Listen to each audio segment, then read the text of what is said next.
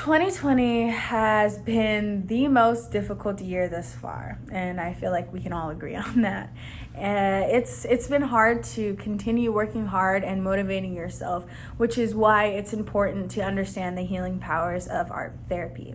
So I have struggled with my own mental issues and have found that dancing or painting, drawing, sketching, all of that has been a big help for me to release all of this negative energy and anxiety, which is why I decided to do some more research on it and to confirm my implications about art therapy and what I already knew.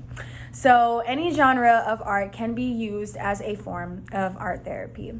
First, I'm going to talk about what art therapy is. Then I'm going to talk about what art therapy can treat and how it has affected its patients. And lastly, I want to talk about how you can exercise art therapy in your own life during quarantine.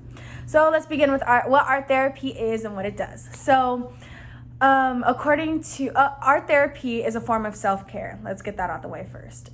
According to an article by Forbes, people in isolation are at increased risk of developing mental health problems such as depression or increased anxiety. The article goes on to say that art therapy is a form of psychotherapy that uses the creative arts to soothe those anxious and mental health issues. So instead of talking to someone for an hour, you're painting or expressing how you feel through art.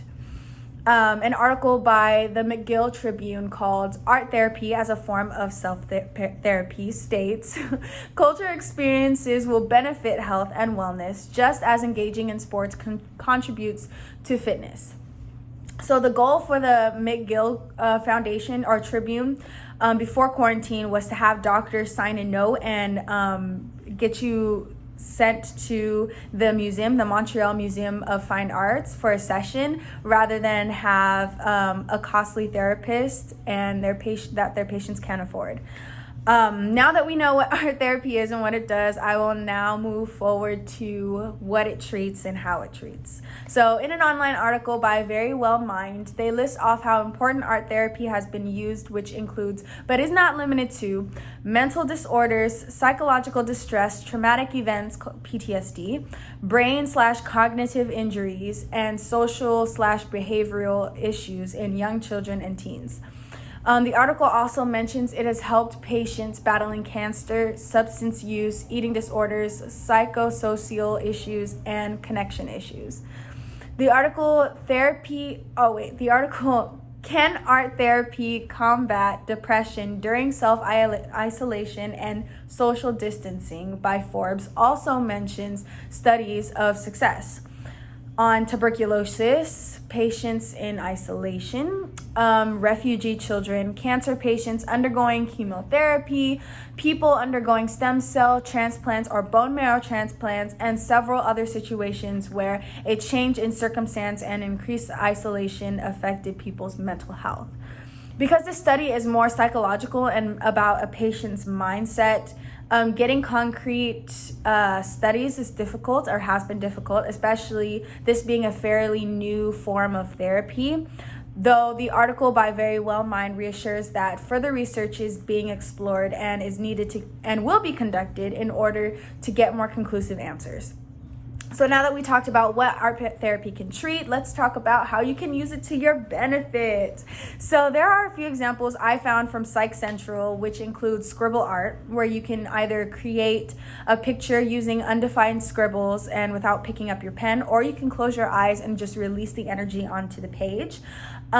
Spontaneous image journals, where you can create a collage of images or photos and put it all together, title it what you were feeling in the moment, and making sure to write that down so that you can come back to it and understand where you were in that time and place and be able to move forward from that.